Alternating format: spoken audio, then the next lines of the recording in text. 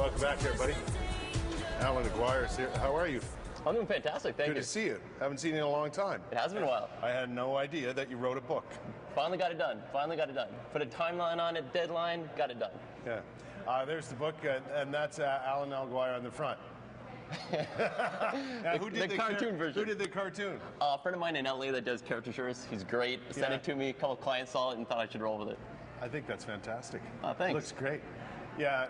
Now, End Result Fitness is the name of your business. Yes. And kind of the name of the book as well. So, what have you got in here, my friend?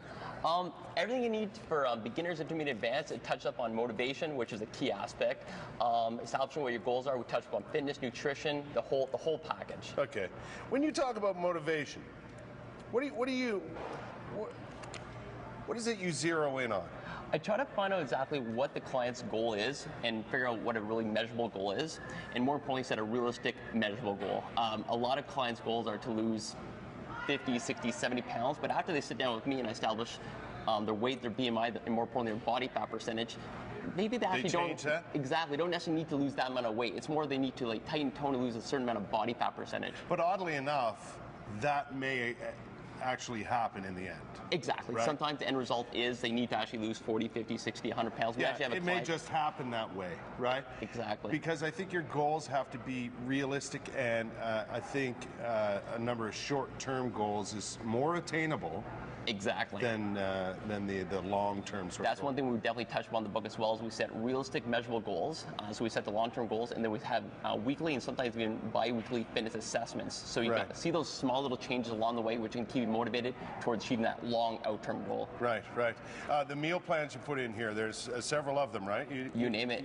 Everywhere from for weight loss, performance, gluten-free, sugar-free, diabetic nutrition plans, everything. You touch upon, and also there's a bunch of family meal plans in there. So if it's a male or female, a mother or father that needs to lose weight or wants to achieve their fitness goal, the whole family can follow it at the same time. Right, and still eat well. Exactly. And still enjoy food. Exactly. We're not really limiting anything. We're just structuring it, so it still allows them to achieve their end result. Do you think, and you've been at this for a long time now, you've been doing fitness for a long time, you've had your own business for what, 6, 7 years now? 6.5 years now. Yeah, that's what I figured.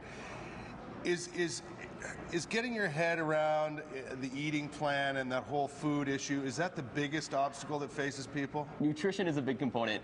You can always, what I like to tell my clients is you can always spend more money than you have, and you can always eat more calories than you can burn. So definitely focus on nutrition. It definitely has to be in there. Yeah, the reason I say that is because my major problem is I love food and all kinds of it, and it doesn't matter what it is, I like to eat. And to me, that's the major hump that I have trouble getting over. Exactly. We try to make small little improvements in a client's nutrition right from the get-go, so they start to create that deficit required to lose body fat. But what I like to focus on, especially if clients want to lose weight, is focus on the resistance training and not so much the cardio. Right. Cardio is definitely a major component, but resistance training, you're going to burn more calories in the time invested working out, but more importantly, it's going to shoot your metabolism through the roof, so you're burning calories 24/7. Yeah.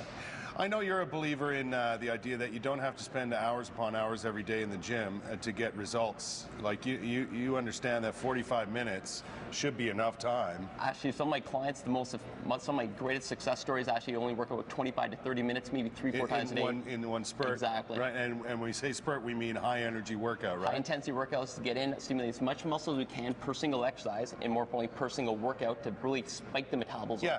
I'm definitely concerned with how many calories and how much body fat a client burns during the workout, but I'm more concerned with how much I increase their metabolism for the next 24/7 days. Yeah, because that goes on. It just doesn't stop as soon as you stop working out. It's like a residual effect. It's like compounded interest. It's like you're burning calories, it's compounding on top, it doesn't stop. Yeah. So you're burning calories actually even when you're sleeping as well. Yeah, and that can combat the food issue too. If you eat the right foods, get your metabolism going with a workout and so on.